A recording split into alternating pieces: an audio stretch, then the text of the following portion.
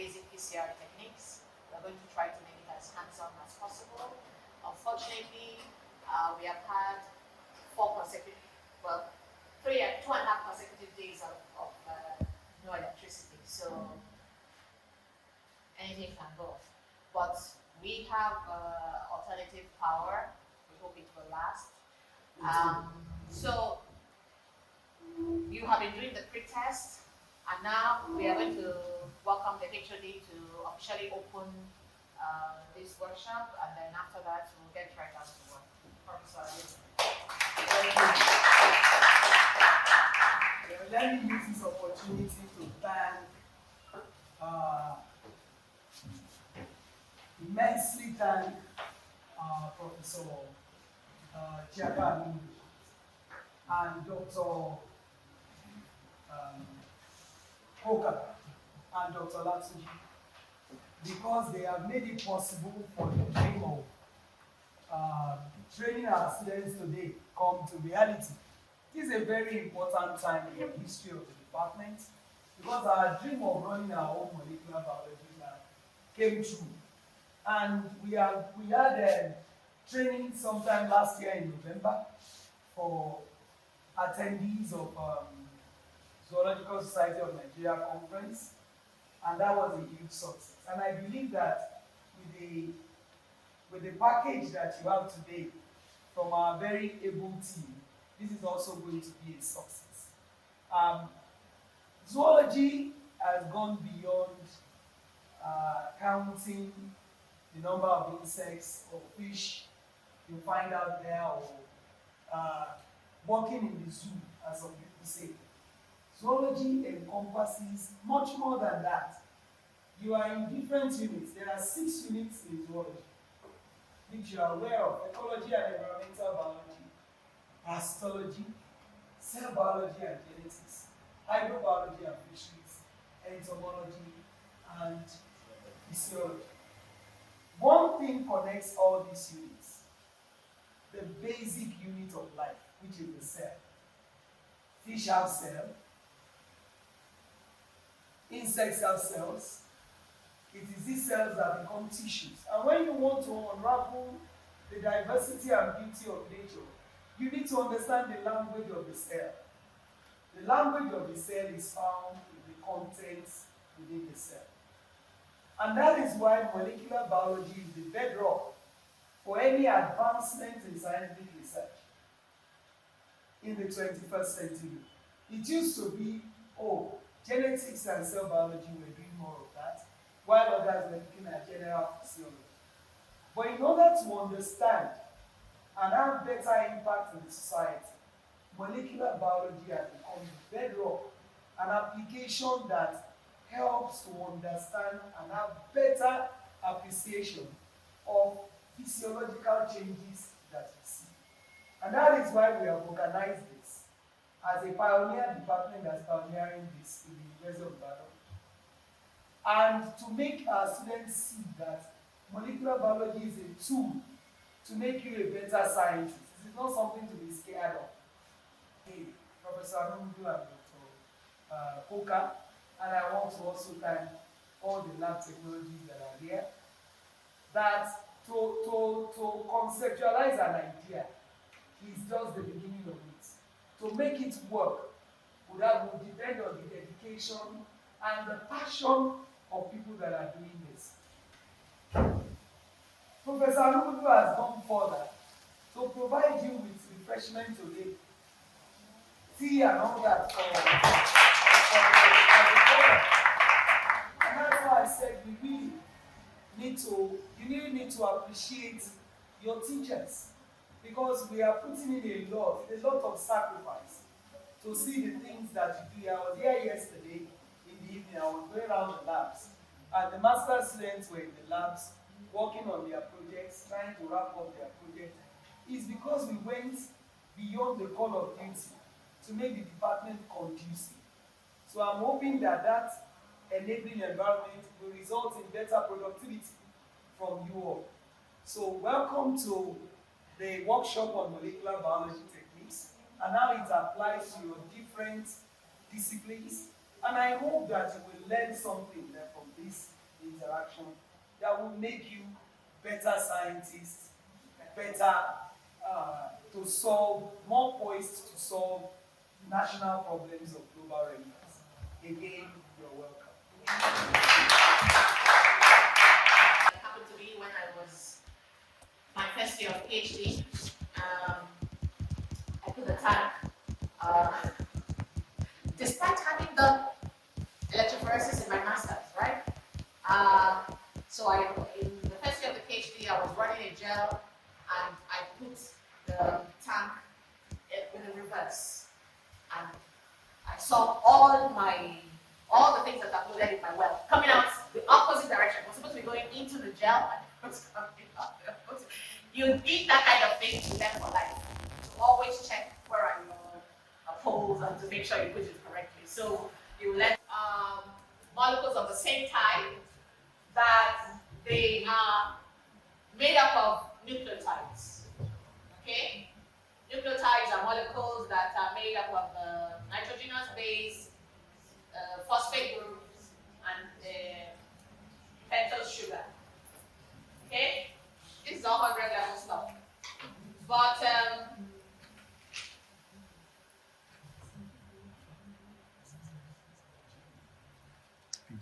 so the DNA molecule replicates itself. Okay? So what it does is that it uses each strand as a template to copy, to make a new copy. Alright?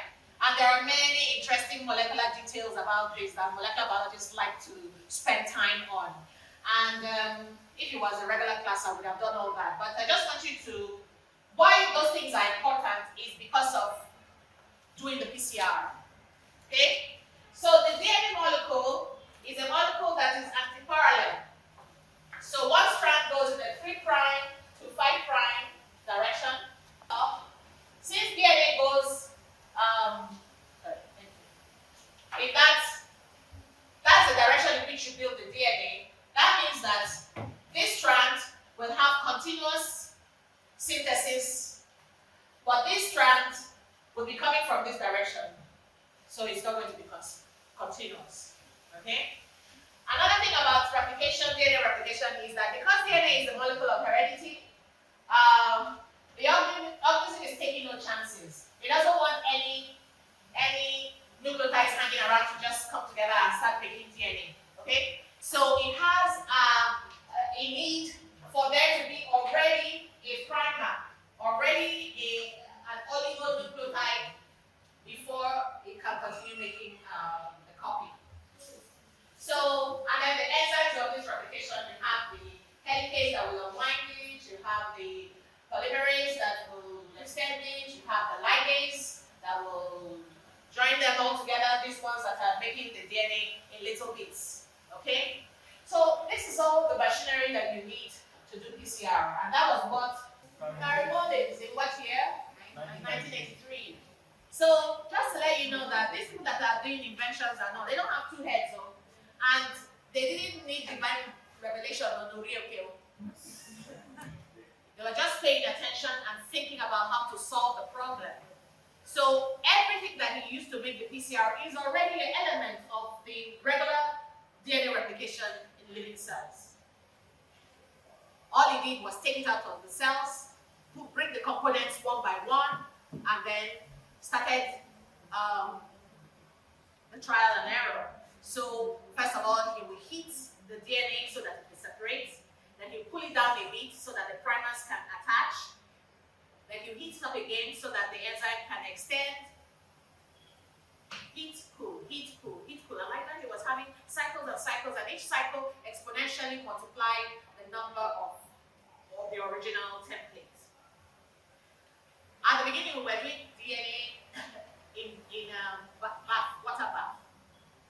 So you have one water bath that is at 98 degrees, another water bath that is at 68 degrees, another water bath like that. So you are moving your thing, your sample like that, until somebody say, it's too much, because the enzyme was a polymerase, and you know enzymes are heat sensitive.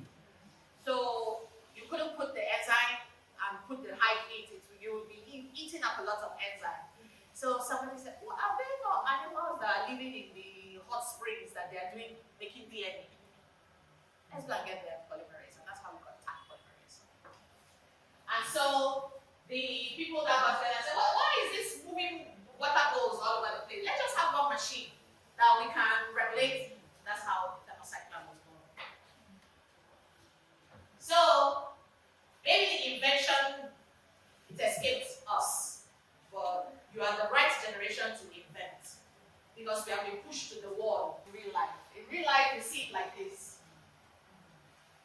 Even you don't see it like this, so beautiful and all. It's all jagged and jagged because it has proteins that bind with it, and then the DNA winds around it. Is anybody wearing a necklace today? Anybody? Beads? Okay. Necklaces. That's how the DNA packs itself in the cell. Because if you are looking at the DNA like this, it's like the fine chain that Christy is wearing. Fine chain. That's it. 2 strands. But in the cell, that chain gets attached to proteins. It winds around the protein. It winds around the protein twice each time. Winds around twice each time until you get something a little grainier. And that winds some more until you get something that is like 30 nanometer fibers. You're getting to rope fiber. And then you wind and wind and wind some more so that it can fit in the cell. So that's how the DNA molecule squeezes into a chromosome. So this is what we call higher order level of packing or organization of the DNA. This is important for you. Why? Why is this important?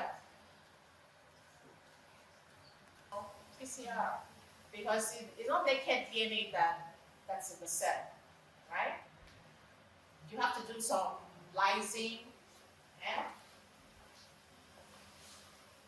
Okay.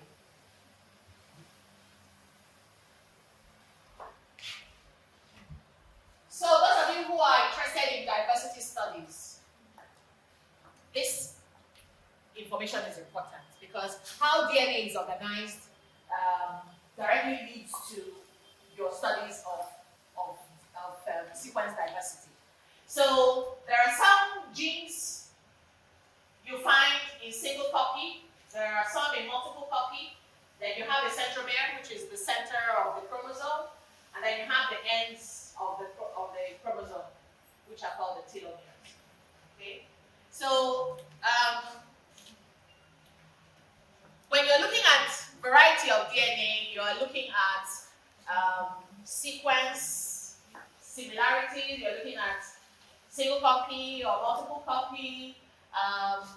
You are looking at maybe one nucleotide difference, which we call single nucleotide polymorphism or single nucleotide variation. But there's also kind of variation that is copy number variation. Okay, so for a particular stretch of DNA, people have different numbers of copies of that stretch. That's also a mark for variation. So we can study that variation by PCR. But these days, in labs that have money, a lot of these things are done with sequence. Okay, so nuclear DNA isn't the only kind of DNA. There's mitochondrial DNA, there's cytoplasmic DNA in bacteria and some parasites, kinetoplast DNA, and all this kind of thing. So those extra cytoplasmic DNA are important also in studying variation. Sometimes they're important in studying the pathogenicity of the organism because that's where it resides. Or there are factors on that extra cytoplasmic DNA that contribute to the virulence of the organism.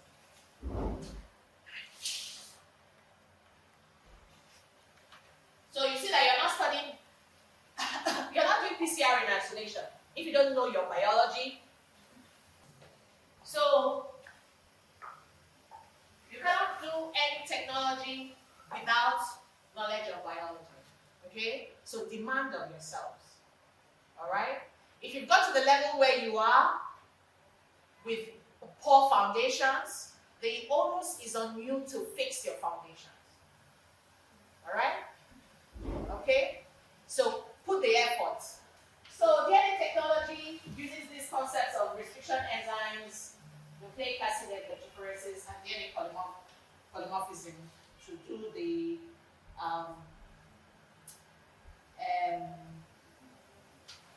procedures. So a restriction enzyme is an enzyme that cuts DNA into defined fragments at specific target sequences. So remember when I was telling you that there are single copy sequences and multi-copy sequences? Yes?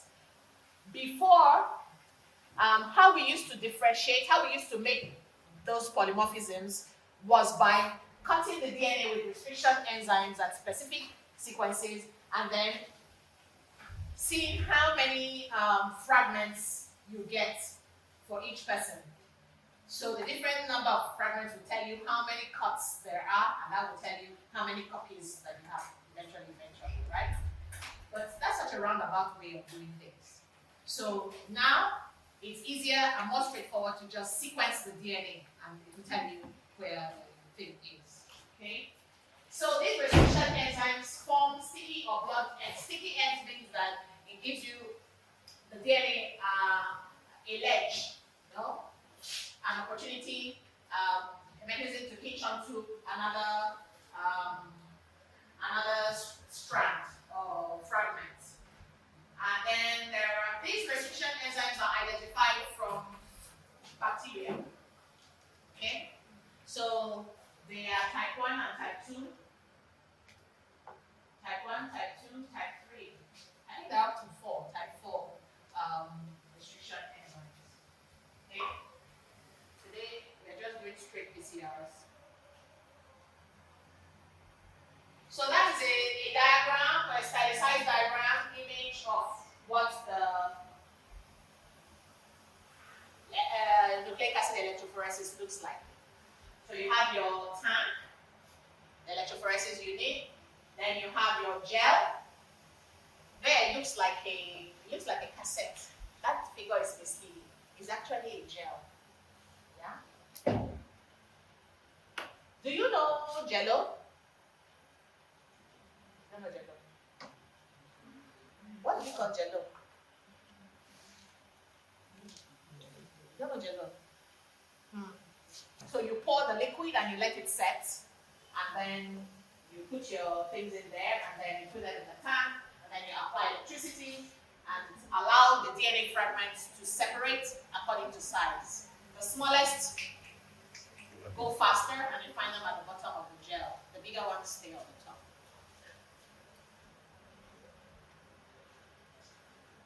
Okay, I think I've talked quite a bit about polymorphism.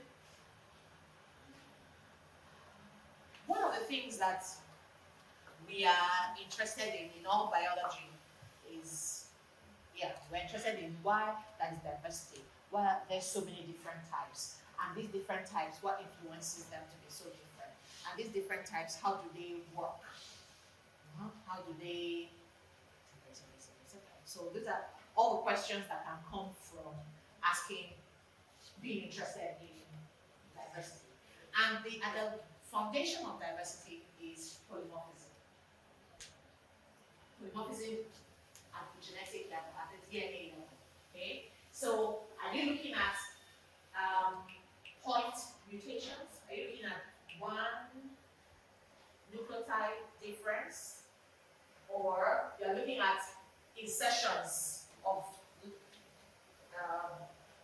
more nucleotides or deletions of a block of nucleotides? Okay? So, we were encouraging the guys who were sitting at the back then to come up here. Yeah? So if I rearrange this now, how you're seated, I'm going to create diversity.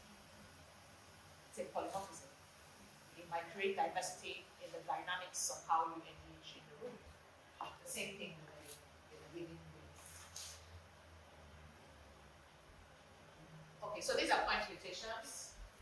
I know you can't see them very well, but this A change to G here.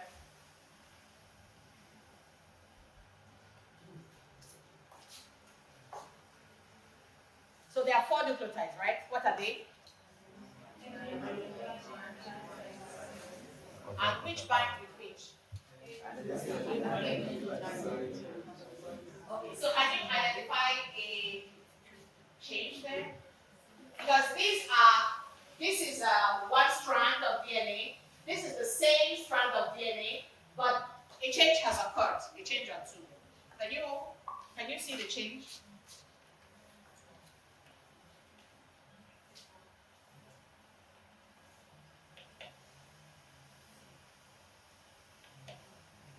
Taufik, can you see any change?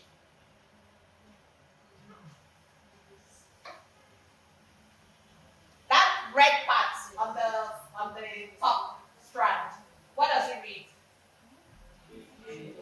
GATT. Remember, they are the same strand though. These two, they are the same DNA sequence, right? Now that part on top is GATT. And then the part below is what? ACCG. So what happened?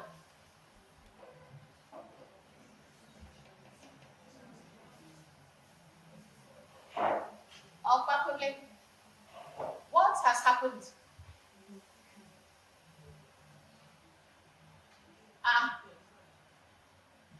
Auntie, what's your name?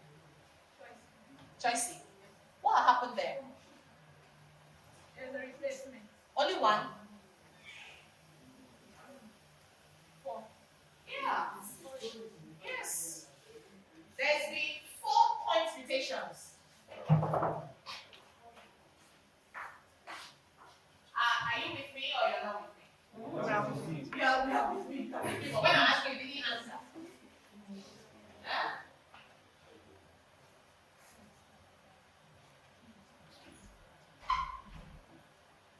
Okay, so here now, I don't know if you can see it. We're still in that GATT place.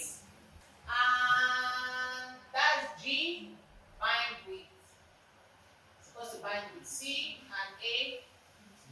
Something happened. The C is gone. I mean, the A is gone. The A is gone from here. It's not here. And then at this point, we have. So that's the basics of DNA. I don't know if we can do any more. We're supposed to talk about PCR.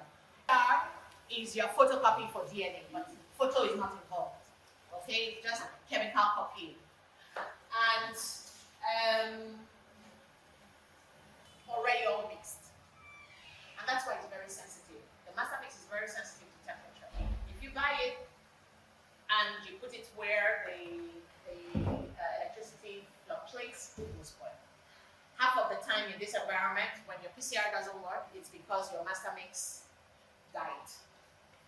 So then you bought the master mix and you were thinking, I saved money and I bought it in January. So primers are different.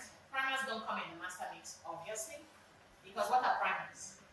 Primers are the indicators to you of your PCR for the gene that you want to amplify. Okay? So you have a forward primer. Remember that the DNA, there are 2 strands. Remember I told you one goes 3' to 5' and the other one goes 5' to 3'. So you have to put your primer one on the forward strand and the other one at the reverse strand at back. So you're telling the nucleotides and the enzyme, this is the bit I want to copy. Okay? And another reason why your PCR fails is because you've got the wrong primers. I know, but I got it from Chiki et al. 1972. Yeah, but did you verify it? So one of the things that you need to do, I don't see you writing, but you think you keep it all here. These are the practical things that we have learned while doing PCR on the bench. When you get PCR, when you get primer sequences from literature, from a publication, you should verify it. How do you verify it? Basically what you do is that you grab the primer sequence. Then you go to gene bank and blast it there, and then you manually check it and curate it and make sure that it's the same. Okay? I remember one year, I think it was 2010. I had a very willing student. We're looking at CCR5, CCR Delta 5 mutations for HIV, and we got primers and everything. We're doing PCR, no results. That was not the first time it happened to me. It happened to me again when I was working with a student. We were looking at SCLA 111 polymorphisms for TB. Got the primers, we did the PCR, did PCR. It happened. He said to me, I think that this primer, something is wrong with it. So there are two things. Either the primer sequence is wrong, or that polymorphism is not present in this population. Because a lot of the books, papers they are copying these things from, they are looking at in Caucasian populations, right? That's why you need to generate your own data. You have to catalog what's happening here in our country. They can talk about cichlids and anywhere else, but here, there's no data. Okay? So you have to verify your primers. So these are the main steps of the PCR procedure. You denature, you anneal, you extend. I've said that before, right? You denature, that is, you open up the template, you anneal, you let the primers bind, you extend, you copy. That's it. Over and over and over again. And that over and over again is what we call the cycles. How many cycles? Are you doing 35 or 40? That's usually about how many that people do. And in those cycles, the PCR, the template is being copied exponentially. So you start with a little bit, you end up with millions of copies. Okay? Now, the temperatures at which you anneal, denature, anneal, and extend will depend on the system, that's the particular gene that you want to amplify. Okay? Again, there's some troubleshooting involved in that. Some PCR machines can allow you to play around with melting temperatures and things like that. Okay? Usually, we are teaching you a PCR that has already been verified and we are just doing it from scratch. But when you're working on your own, on new genes and sequences, you need to do all this yourself. Optimize PCR. So that's it. So you have the cycle 1, you have the cycle 2, it's increasing, you have the cycle 3, all these things are increasing, the PCR. Okay, we've talked about this. So important that because you're dealing with DNA, you don't want contamination, so you wipe, you glove, you wipe, 70% alcohol has to be your best friend. No too much talking, no talking at all. Before we used to do the PCR under a hood. But now, well, because we were extracting the DNA with isopropyl alcohol, now we are doing it with reagents that are a little bit safer. In general, you can work in the open lab, but make sure that your area where you're working is very clear. But if you're working with hantavirus, Ebola, COVID, all these ones, you will be, in fact, you cannot do it in a level 2 lab. You'll have to do it in a level 4 lab. Okay, so in the PCRs, you usually add a control reaction. Okay? When you see the PCR tips, they usually have wool, cotton wool stuff in them. So to filter more, not to allow, we try to do everything possible.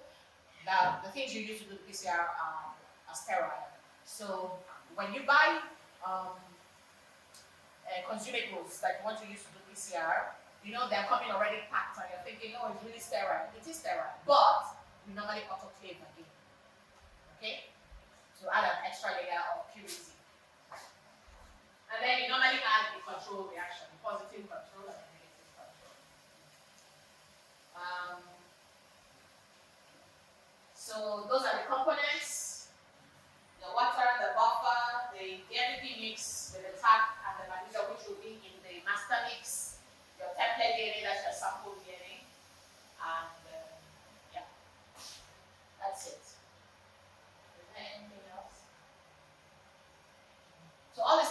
see them now, and you will handle them. The micropipette, the thermocycler, the electrophoresis units, the power supply units. Okay, here are some pictures showing you. So this is the basic. You normally, because all your things have to be on ice. So it's usually good to put ice in a styrofoam box and then put your stuff in there. In standard labs, that's how it's done. Doing this part of the workshop is basically just showing you around a molecular biology lab, the basic things that you're expected to know or should have in a molecular biology lab. So you have here a clean working bench that you're expected to disinfect at all times. You remember when the talk was going on. Contamination is a major problem. You could be in the lab for months and you're optimizing and working on your primers and you're not getting results. One of the problems can be that you have contamination in the lab. If your lab is contaminated, if your reagents are contaminated, you are likely not to get results. So you see when she says 70% ethanol has to be your friend, it's not a joke. You don't say, oh, I forgot, I started work, I did not clean up. There's no problem. When you don't get results, you come back to square one, then you won't forget again. So decontaminating the lab with 70% ethanol is a must at all times. Starting your work, finishing your work, the following day. You clean it yesterday, and you must clean it again this morning before you start. So now I'll look at equipment that are basic to molecular biology labs. So we're looking at micropipettes, we're looking at the electrophoresis gel over there. We'll get there. Let me just mention them. The electrophoresis tank, I beg your pardon. Then you have the PCRs. Then you also have centrifuges. The PCR tube, everybody can see this, right? So these are microcentrifuges. You see, these are tubes. We do a lot of using of tubes.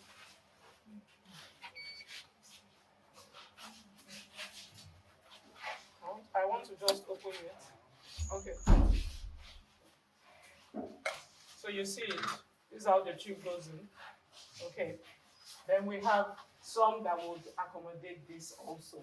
They are also centrifuge. So centrifuge is basic to a molecular biology lab. So you have your centrifuge, the micropipettes,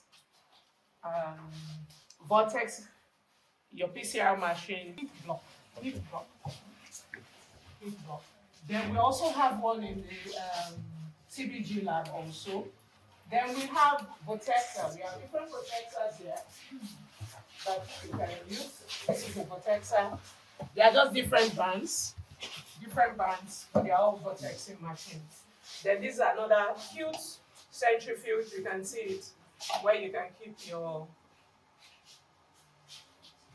centrifuge tubes. You see it? Now, when she was talking about PCR, remember she said once you know the basics, you'll be able to function anywhere. So this is an example of what she's saying. This is a PCR machine. This is a PCR machine. This is a PCR machine. This is a qPCR machine. In other words, these three are machines that can do the same thing, but even physically you can see that they are different because brands are different. The brands are different, but the basic function is still the same.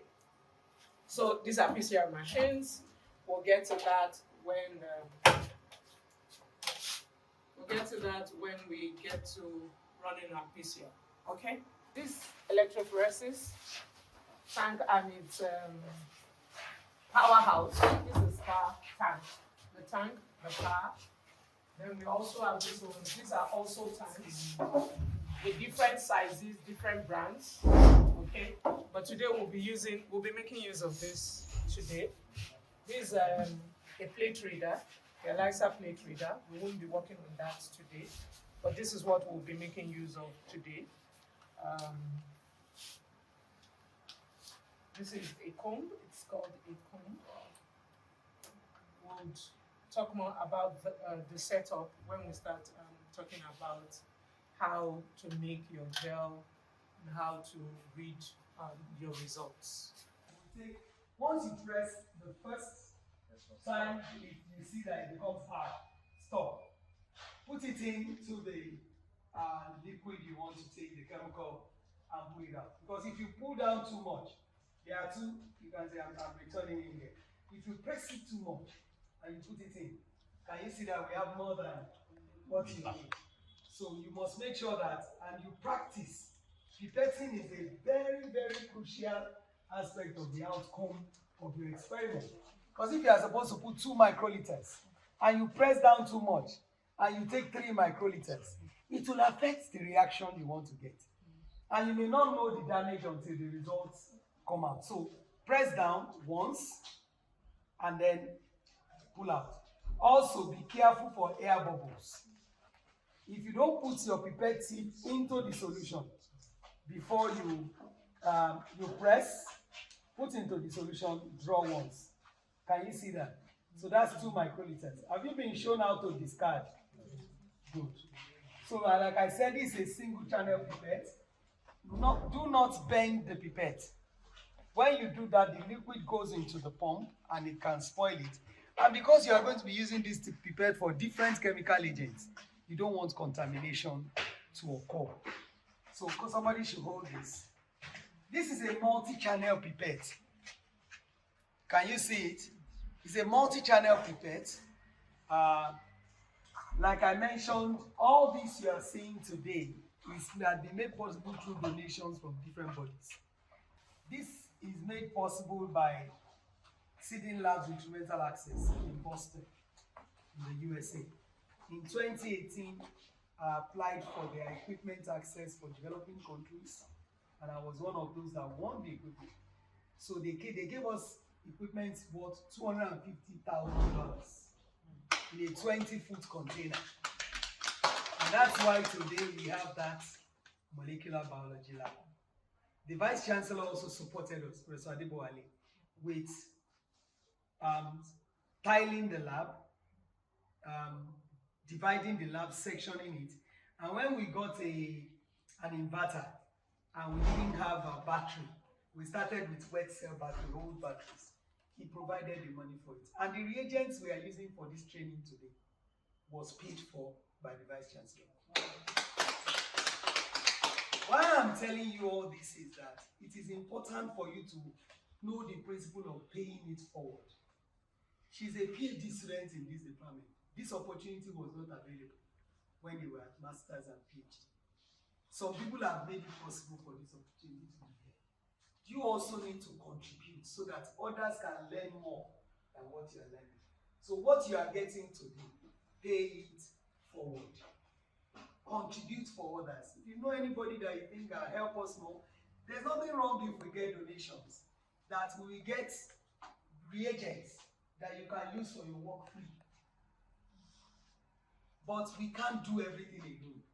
You can see everything I've mentioned. Even the AC that is working with the inverter right now in the molecular biology was donated by Professor Tope Alonge. So we've been running these things through interactions with the community, either local community or international community. That's why all these things are possible. So learn to do what? Pay kindness forward. Contribute to the development of the department so that the department can also serve you better. I was going around the labs yesterday. Everybody is sitting in their lab. 3rd-year students are working on their projects when there was no light in UF for about 3 days. Yes or no? Everybody works in their lab. Some people make that possible. So what are you contributing to? Either today or tomorrow. Pay kindness forward. So this is a multi-channel pipette. It is from 5 to 50 microliters. In experimentation, sometimes this is what you do. It's going to pick about 8 of these. So you set it in, you press and you pick. That's it. So, Biodu, can I have a channel like this? Something that I can take water from. Quickly, please. Press it down, don't forget. Put it in and you pick. Can you see that? Press down and then you pick the material that you need. That's how to use the multi-channel pipette. So that when you get, I'm sure they are showing you the PCR plates. When you need to do, yes, we usually use it for kinetic reactions towards the end, and you need to add the last reagent that will kickstart the reaction process. You cannot be doing it one by one in the 96 well plates. That's why you need a multi-channel pipette, so that you can just, okay. We have a tray that we normally use for this. And then you just put it in, the first one you put in, you come back, you pick, you put in the second one, you come back, you pick, put in the third. Do we have any of those plates? Sizes. So this different color that you're seeing is not what is important. All this you are seeing is just differences in brands. But what makes them actually different is the volume they can measure. Now look at this. You can see it here. It has what? So it can measure up to 1,000 microliter. So it's 100 to 1,000. Can you see that? So for this, it can measure from 2 to 20 microliter. So this, another example, will measure from 1 to 10 microliter. So the basic difference that you should take note of is that these three, they are from different brands, yes. This is a Pendorf, this is also a Pendorf, this is Finney Pipette, thermoscientific. But the major difference you have to take note of is that they can measure different volumes of a substance or a solution. So if I want to measure between 1 and 10, this will be the perfect micropipette to use.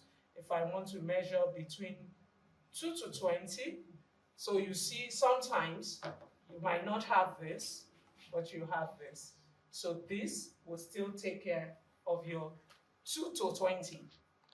So if you want to measure 1 microliter, this won't be perfect. Do we understand that? So this can measure 100 microliter to 1,000 microliter. This will not be perfect to measure 50 microliter. Hence the reason why you don't just buy one. You have to buy a range of micropipette, a minimum of 3 micropipettes. You should be able to acquire micropipette that could do 1 to 10, 20 to 200, then maybe 100 to 1,000. Now, if you know your work would warrant you to pick smaller volumes, for example, your assays will warrant you to pick 0.5 microliter, then you have to get it. Do we understand that? So very, very important. So we have some substances here. We have agarose gel here to make our gel. It comes in as powder. Then we measure. Now, because we have to measure and be accurate, one of the very important things about molecular biology is accuracy.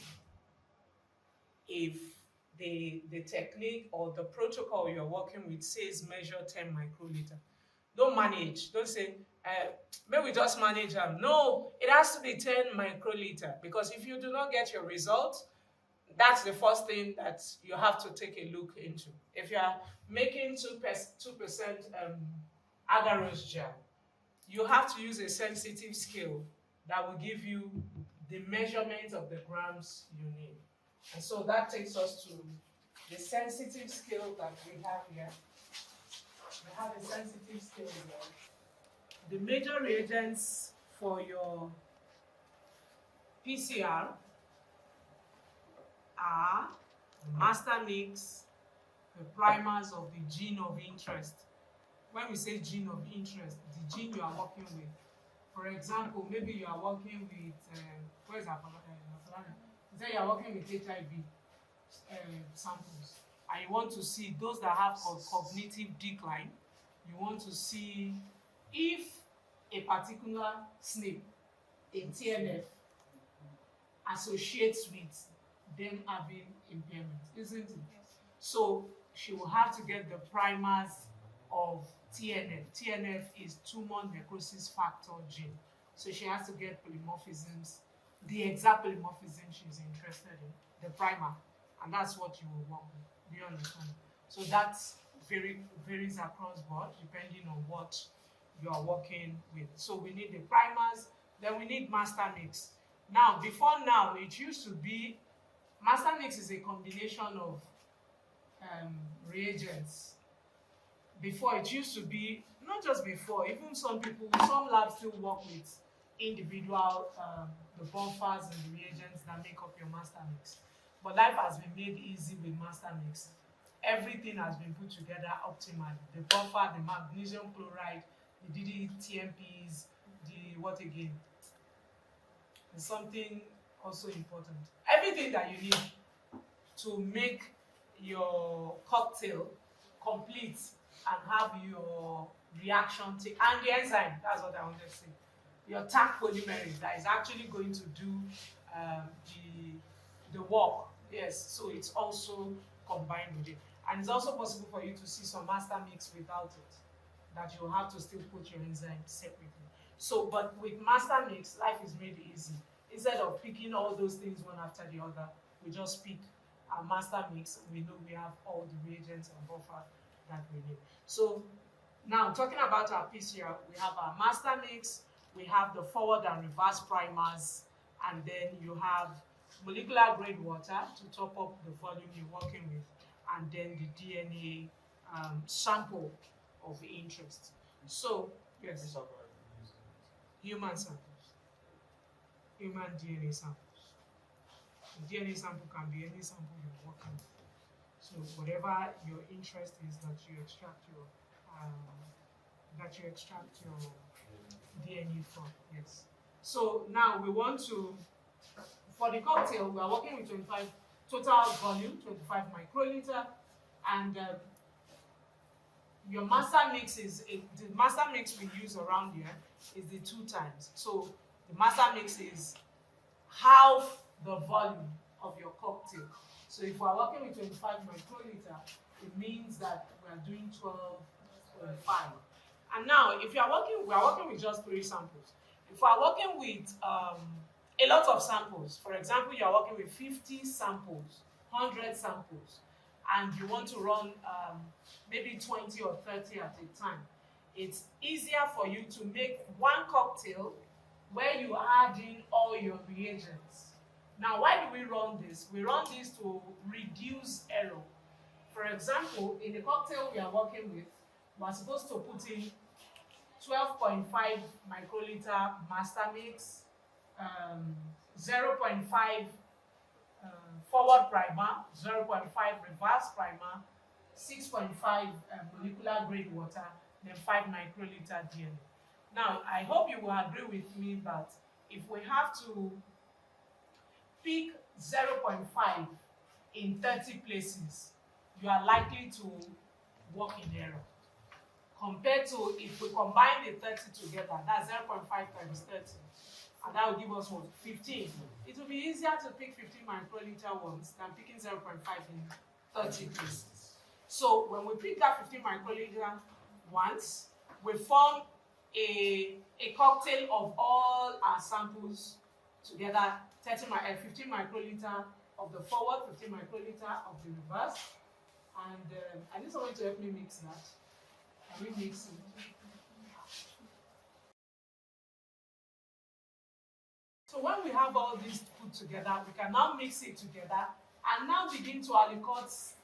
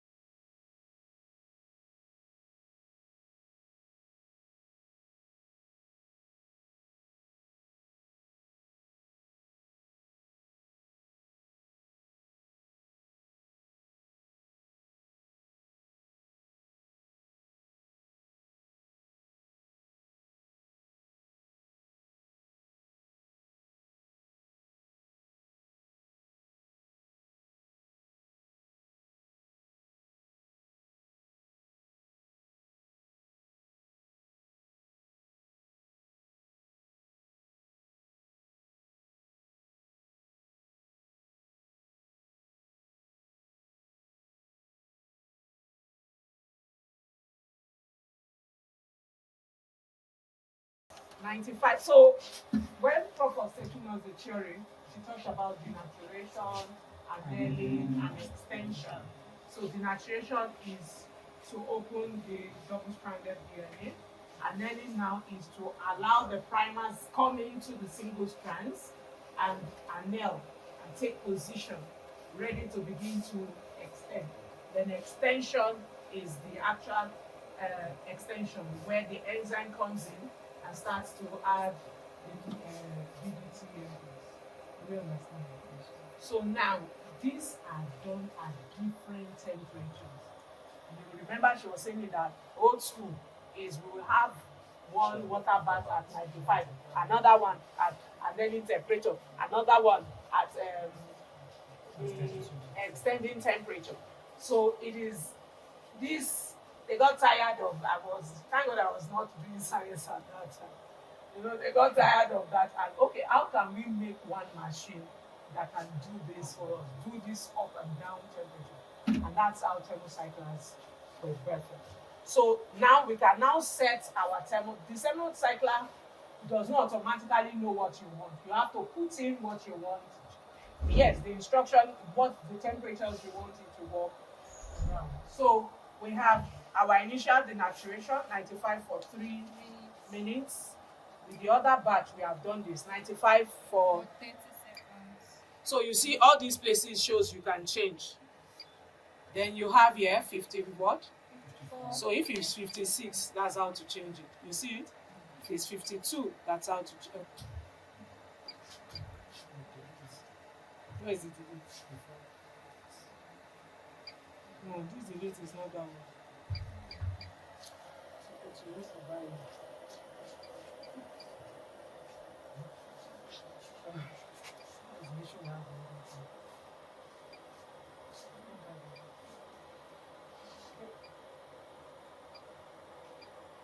What do we want? 54 for 30 seconds. 30 seconds. It will go down. 72 So we want 72 for 40 for 40 seconds. and 72 for 3 minutes. For 3 minutes. So you can change as you go. Then we have this, we call it the old temperature. The old temperature simply means, peradventure I am doing this at 10 p.m. at night. I'm setting this at 10 p.m. at night. So I start my running. I put it, this whole temperature is the temperature it will, after it has finished doing all I've told it to do, this whole temperature is the temperature it will be till I come back the following day. Yes, so old temperature is 4 degrees, like you have said. When you finish, put it in the fridge for me. So it will be at this temperature till I come. Or maybe this is the last thing I want to do in the lab at 2 a.m. and I want to go take a nap. When it is done running, it would if I put it at 10 degrees, that's how it will keep it at that temperature till. Yes, labs that do that have uninterrupted passing. And we can do that here too because we have uninterrupted passing. We have alternative. If not for solar now, we won't be able to do this because there's not been light since morning.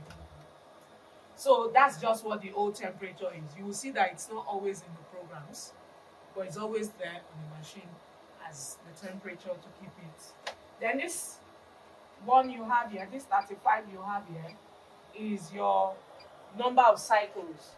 You want to run it for 30, for 35, for 40, you tell it, and that's done. So we save it. You save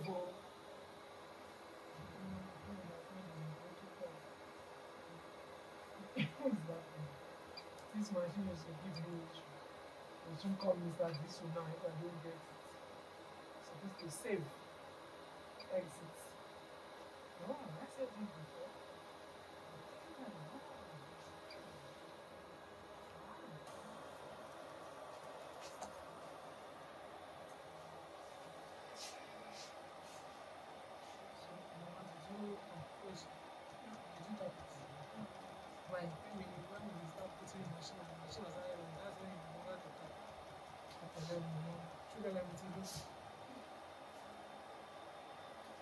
Okay, so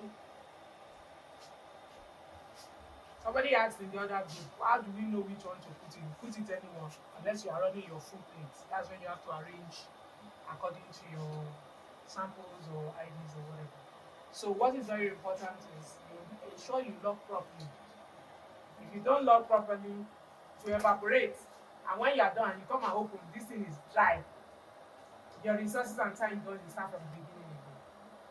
So ideally, thermocyclers will start by heating up the cover. Some people are there talking. Thermocyclers will start by heating up the, what is it called? The cover to 105. That's the first step it will always start with. So this is what we are using. We just say start. It's loading. So it has started running. The lead will continue to go up until it gets to 105. When the lead gets to 105, that's when it will now start running. Do you understand that? That's all. So when we're done with this, we now put it on our gel. After running gel, review our results. That's all. You see that it's clear. You see, it's what you saw when I took it, there was cloudy. So it's transparent. Now, if we leave it, it will become cold and it will form with gel. So what we do is we keep watching it while it is, when it becomes warm, that's when we pour. Okay? Yes. So we have to put mine. That's the point. Ethidium bromide. Where is the alugo? There's ethidium bromide in the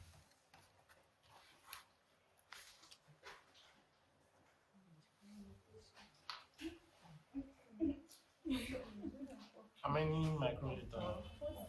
Five.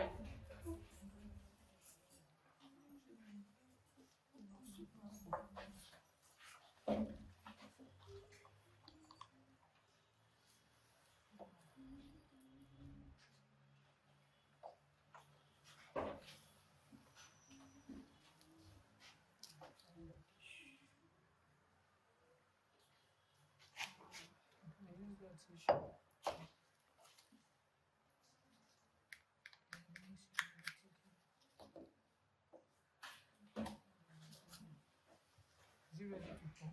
I want to check if it's ready. Ready?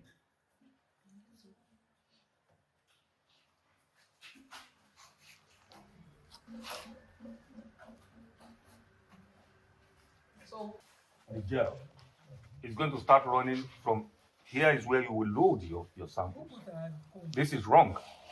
Okay? And by the way, you are using, you are learning for the first time. You are using very tiny combs. It's good for people like me. I use this. All right? And I will tell you there are 26 of this and there are 13 of this. Okay? All right? Use the big one so that when we ask you to load, you can easily load. All right? Start from here. Over the years, students have broken it, but you can still manage to stay, okay? We'll put a second comb here to give a second lay, all right? So that the other group, you know, you're into two groups. You can load your own samples, all right? The first group will load their own samples here. The second group will load their own samples here. And then we'll make our DNA run. what we'll do today is to wait for both To be ready, and we run at the same time. run on the same Okay. Gel from an edge, and once you start, you don't stop. So that you Keep don't pouring. introduce bubbles. You don't introduce bubbles, and you must also make sure you pour while it is still warm. If you pour while it is getting cold, you will see that your what is it called? Your gel won't come out fine. It won't come out fine. It will start forming clumps and then mists. It gets misty, yeah, and it won't be clear. This will cast clear now. And now nobody touches this until it is it cast. is solidified. Yeah. Okay. For the eventual electrophoresis run that you will make. Now, tanks vary in volume and all that. So this, of course, has been cleaned and dried, and I need to, and I'm rinsing with it. This is already made TAE buffer, and this is times 50. So it is 50 strands. Now we need to take it down and what?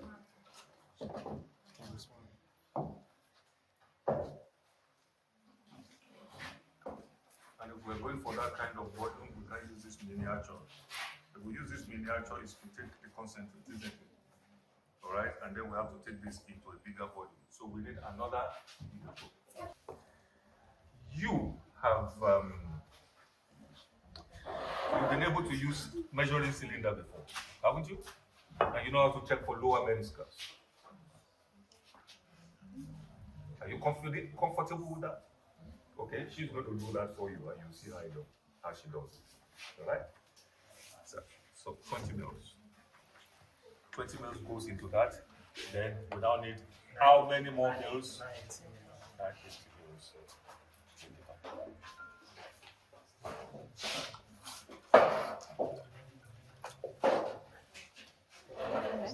And it has to be at eye level.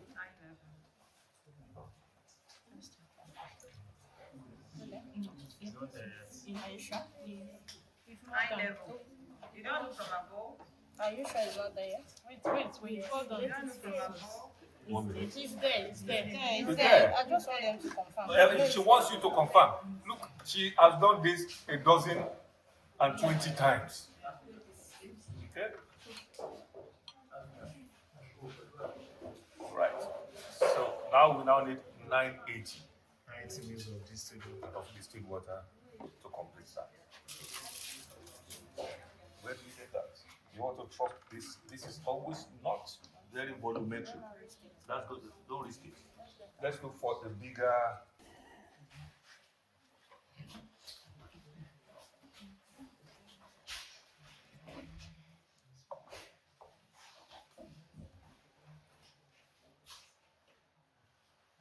I'm not going to get it to the line. I'm going to wait. Why? Because the weight of the gel will By the time you insert that, Eureka.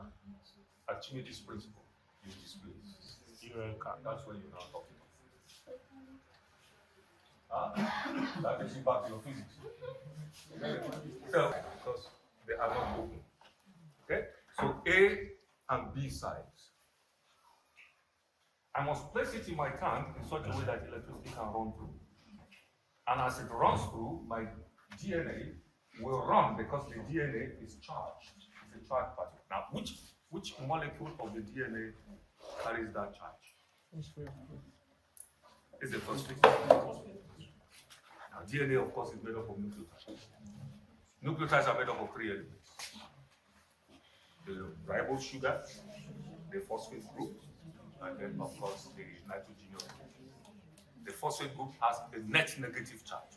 So you must place it in such a way that the negative, okay, the negative positive interaction is maximized. In such a way that when you put on the power and this positive, it must be in such a way that this positive must run. Your DNA must run in the direction of positive. So, if I load my samples on the A side and I want to place it into this gel, is it A to my right or A to my left? Because the red is positive and the black is negative.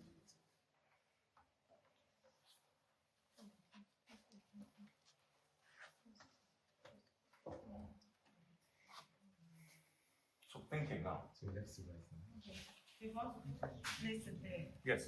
To the If I bring it A and B, all right, am I going to take it like this?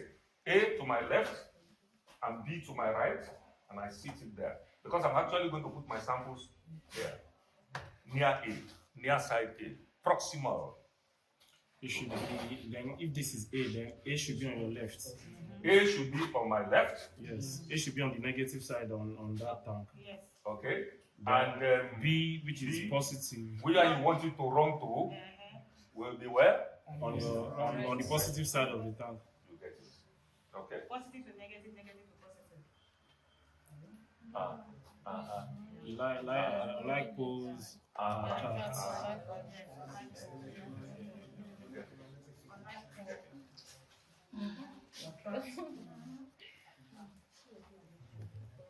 Physics. So the direction of movement will be from left to right. The polarity has reversed. So when you bring it, you don't place it that way. You place it this way. Does that make sense? Yes. But for convenience, I just like to keep it. Us left-handed people will do it the other way. Mostly. For convenience.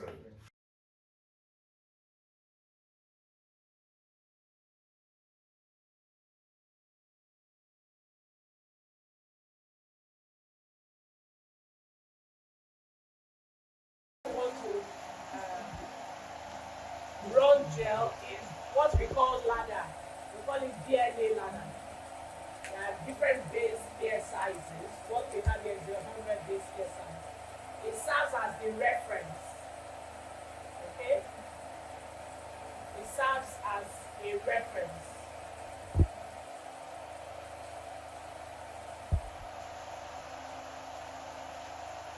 We can talk more about that.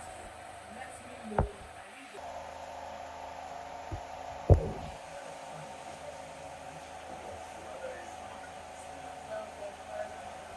This has somebody is pushing me behind.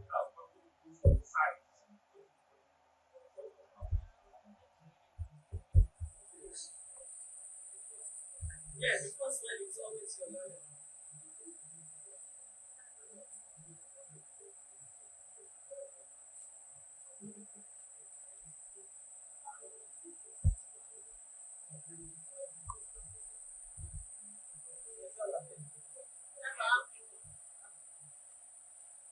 So the name has changed at this point. We don't call it DNA again. It has turned to amplicon. And now you have 5 microliter of your amplicon, 5 microliter of your loading dye, making 10 microliter, and move this to 10 microliter.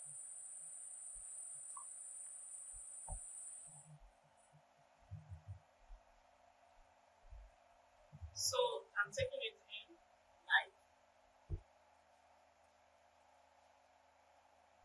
see. Oh yeah. I want to use this to make my work faster. If I keep one for ladder, for dye.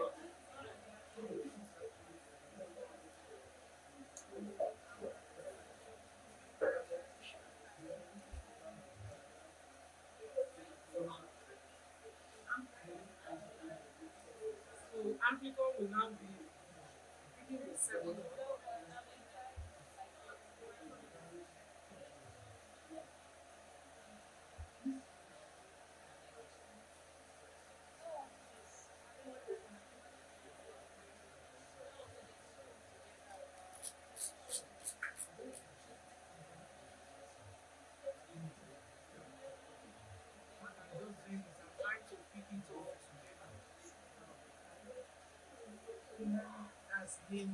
Somebody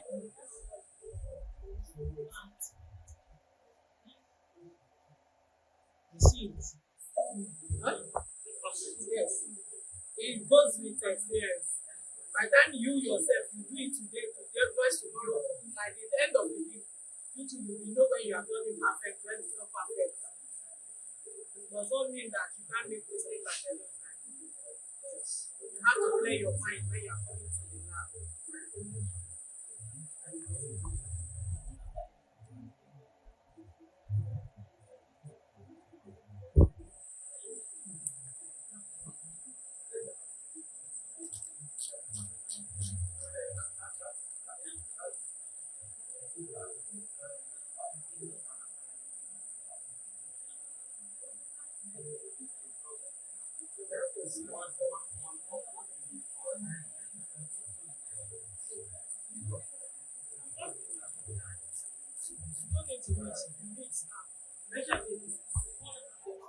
Yes, I prefer putting them together than picking them.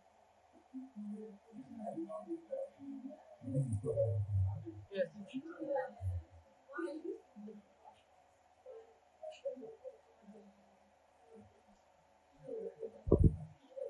so who wants to try?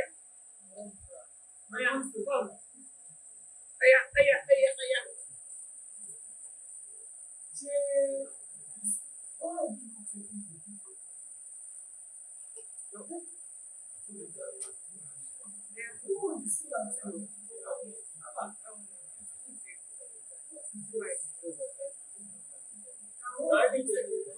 you can.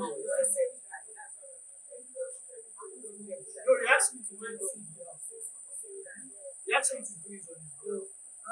He just asked me to do it on his own. Oh, that's good. Thank you.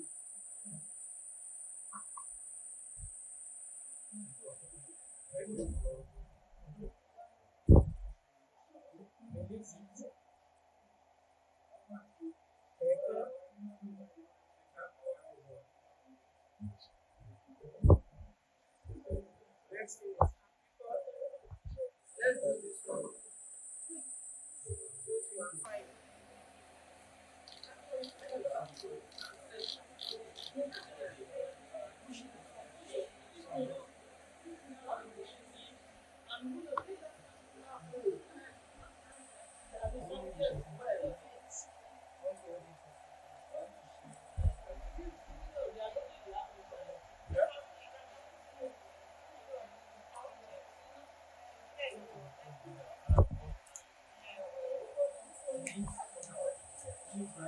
Yes, sir.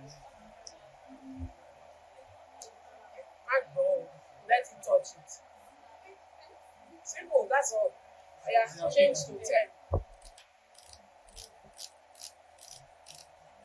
So it's not that it should be 10.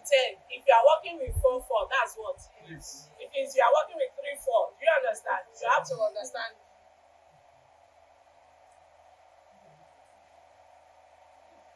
Slow and steady. Or else you won't pick up everything.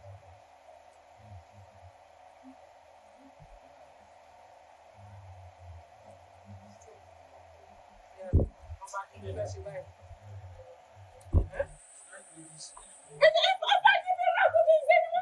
Next one.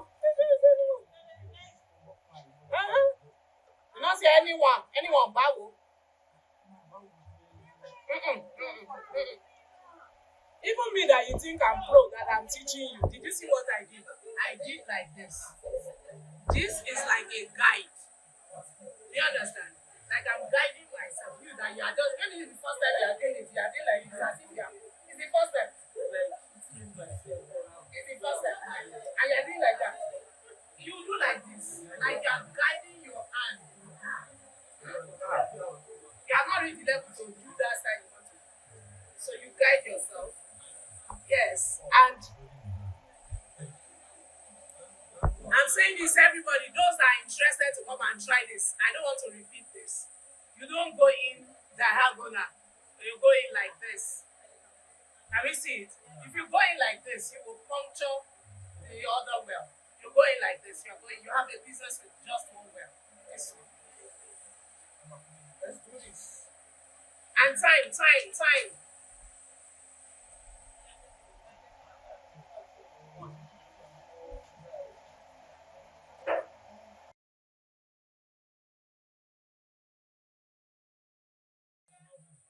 And you did it well. You deposited it well. Then you were shaking. Can you see how it's coming out? Yeah? That's good. Next person.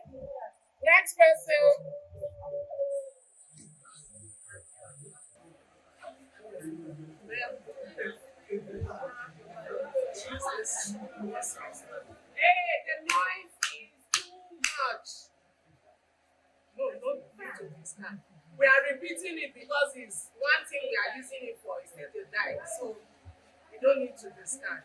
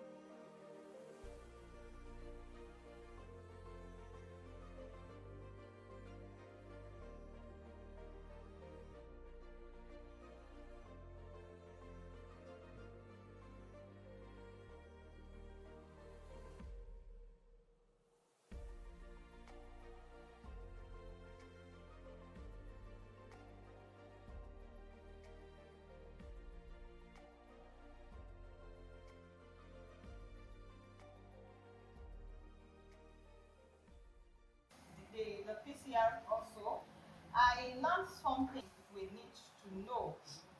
The gene, the primer, and also the primer condition, because that's what we also use there. It's important that we know all this if we want to carry out a PCR. Also, for the gel, how to prepare the gel, Dr. Olatuji also took us through in the preparation of gel and how to place this gel on the tank. The positive, as in charge and Like as repel. repel. So that also I learned. Then when we are now placing the DNA Amplicon. at the amplicon on the well, how to carry out properly so that we do the right thing. Okay. You wanted to say something? Yes, thank you very much for this opportunity. I said it before. Thank you very much, HOD. We thank Dr. Anumodu, Professor. sorry, please, sorry. No, it's okay. Professor Anumodu, Dr. Poka, Dr. Latunji. We are very grateful for this opportunity you are giving unto us to broaden our horizon. MSc students, you are really the luckiest. I never touched my pipette years after my master's. And this training, I had it at Ibadan 2022. I paid 100,000. Understand? And then I was not really, I read and read and read. I just went there to go and train myself. Not that they sent me there. But I can not really relate very well until I went for another training. In fact, I started going from place to place and backing it up. And when I was doing my own work, I was doing other things. Before I knew what was happening, they prepared the agarose, they positioned it in the tank, the amplicon. So I can't really get it right. So when I saw this one, I said this is a very big opportunity for me. I want to thank you once again, and every other person, even our mommy, Mrs. Kende, Mrs. Babatunde, and Mr. Isu, for spending your time. They are still here with us. They're supposed to have been at home. They are here with us. You may not understand though. Maybe because I'm old, you may not understand. But I want to appreciate every effort to make us better parasitologists. You understand now? So I really appreciate everybody. I understand that agarose very well today. The preparation, especially positioning in the tank, it has really helped me. So we are very grateful. That's what the summary of it. Somebody wants to say something among the master students? Go ahead. Yes, we plan to train. We are going to put a flyer on your different platforms about the fact that we have this lab now and that you can come, you can help us broadcast this. So we are going to form like an interest group with all those of you that are here on a WhatsApp group, because you are going to be the ones to advertise for us. We will advertise on our YouTube. 1, 2, go.